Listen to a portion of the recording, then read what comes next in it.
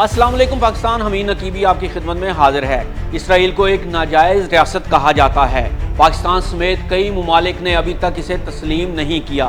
ये तो आप जानते हैं कि इसराइली यहूदी हैं, लेकिन क्या आप ये जानते हैं कि इसराइल के यहूदी कौन हैं, कहाँ से आए हैं, कब से फ़लस्तीन में आबाद हैं, ये क्या कारोबार करते हैं, इनकी माशियत कितनी मजबूत है, कितना रकबा है इसराइल का, हुकूमती निज़ाम क्या है, कल का बच्चा इसराइल सदियों पुराने अरबों पर भारी कैसे हो गया, ईरान के खिलाफ क्यों हुआ, ईरान से क्या खतरा है, उम्मत मुस्लिमा के लिए इसराइल खौफ की अलामत क्यों बन चुका था, और सबसे बढ़कर ये कि जब यहूदी फ़लस्तीन में हिजरत करके आए तो ये फ़लस्तीन में इतने मजबूत कैसे हो गए कि तकरीबन फ़लस्तीन पर कब्ज़ा कर लिया, अपनी माशियत इतनी मजबूत कैसे कर ली, वो क्या वामिल हैं जिन्होंने यहूदियों को इसराइल का मालिक बना दिया, और फ़लस्तीन के मुसलमानों का ज़वाल कैसे हुआ, और सबसे बढ़कर ये कि पूरी दुनिया पर इसराइल का हुक्म क्यों चलता है, उन्होंने पूरी दुनिया पर कंट्रोल कैसे कर लिया।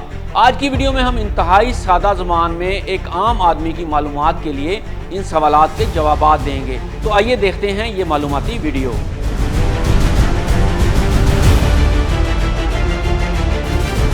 सबसे पहले बात करते हैं कि इसराइल के यहूदी कौन हैं। यहूदी एक मजहबी और नस्ली गिरोह हैं जो यहूदियत पर ईमान रखते हैं। इनकी तारीख हज़ारों साल पुरानी है और इनका ताल्लुक कदीम बनी इसराइल से है, जो हज़रत याकूब अलैहिस्सलाम, जिन्हें इसराइल भी कहा जाता है, की नस्ल से थे।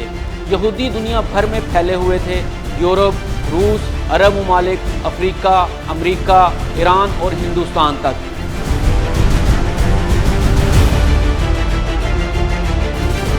तो अब बात करते हैं कि ये कहाँ से आए और कब से फ़लस्तीन में आबाद हैं। 1948 से पहले फ़लस्तीन में सिर्फ चंद हज़ार यहूदी थे, वो भी मुकामी अरब यहूदी जो फ़लस्तीनियों के साथ सदियों से रह रहे थे। बाकी पूरी दुनिया में यहूदी बिखरे हुए थे, इनका अपना कोई मुल्क नहीं था।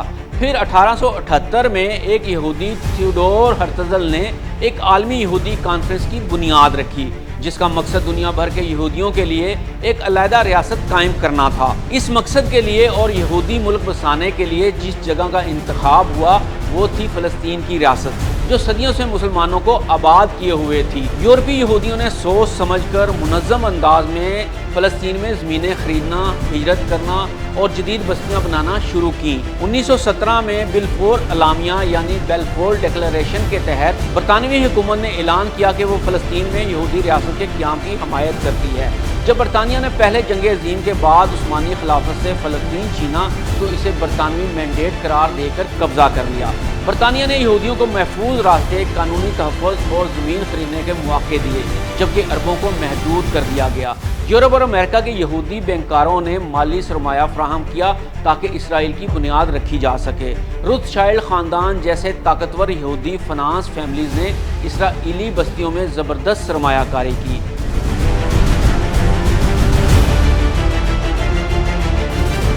1947 में अक़वाम मुत्तहिदा ने फ़लस्तीन को 2 रियासतों में तकसीम करने की करारदाद मंजूर कर ली और यहूदियों को 56% और अरबों को 44% ज़मीन दे दी गई।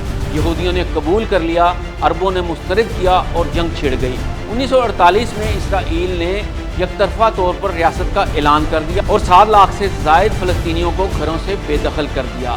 अब यहाँ सवाल ये पैदा होता है कि आखिर यहूदी इतने मजबूत कैसे हो गए और मुसलमान इतने कमज़ोर क्यों कि अपना मुल्क फ़लस्तीन यहूदियों के हवाले कर दिया। तो जनाब, इसराइल में आने वाले ज़्यादातर यहूदी यूरोपीय तालीम याफ्ता, हुनरमंद और जदीद ज़हन रखने वाले थे।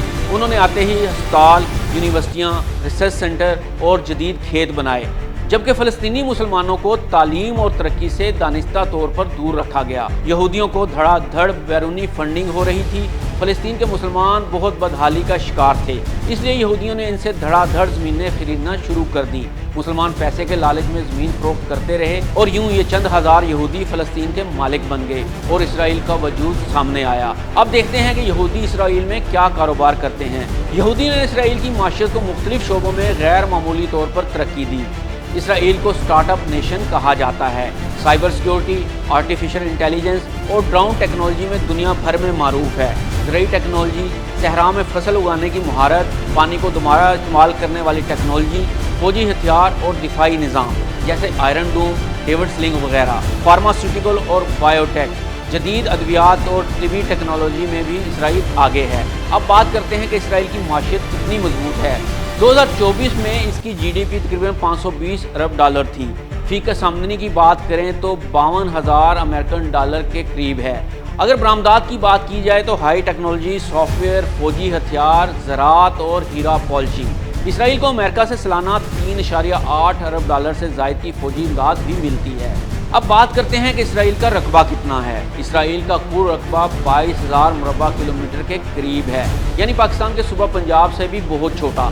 इसराइल का दारुल हुकूमत यरूशलेम को करार दिया जाता है, लेकिन बेशतर ममालिक तल अबीब को तस्लीम करते हैं। फ़लस्तीनी इलाकों गज़ा, वेस्ट बैंक पर जुज़वी या मुकम्मल कंट्रोल इसराइल का है। अब बात करते हैं कि इसराइल का हुकूमती निज़ाम क्या है। इसराइल में पार्लिमानी जमहूरी निज़ाम है। 120 अरकान की पार्लियामेंट है। सदर का ओहदा रस्मी होता है, जबकि ताकत का असल मरकज़ वज़ीर आज़म ही होता है। तो जनाब, इसराइल आज दुनिया का अमीर तरीन और पावरफुल मुल्क बन चुका है और कई इस्लामी ममालिक इसके शर से कामते हैं। आज इसराइल सिर्फ इसलिए कायम नहीं कि यहूदी बहुत ज़्यादा थे, बल्कि इसलिए कि वो मुत्तहिद थे, मनसूबा बंद थे और इल्म और टेक्नोलॉजी से हमसे कहीं आगे थे। और फ़लस्तीन सिर्फ इसलिए कमज़ोर नहीं हुआ कि इनके पास हथियार कम थे, बल्कि इसलिए कि हम मुसलमान तकसीम दर तकसीम हो चुके थे। हमने इल्म छोड़ दिया, सोचना छोड़ दिया, साइंस और तरक्की से मुंह मोड़ लिया और आज भी हम वहीं खड़े हैं। जब इसराइल के क़याम की मनसूबाबंदी हो रही थी, हमने तारीख़ से कोई सबक नहीं सीखा। हमें नकीबी को इजाज़त दीजिए। अल्लाह हाफ़िज़।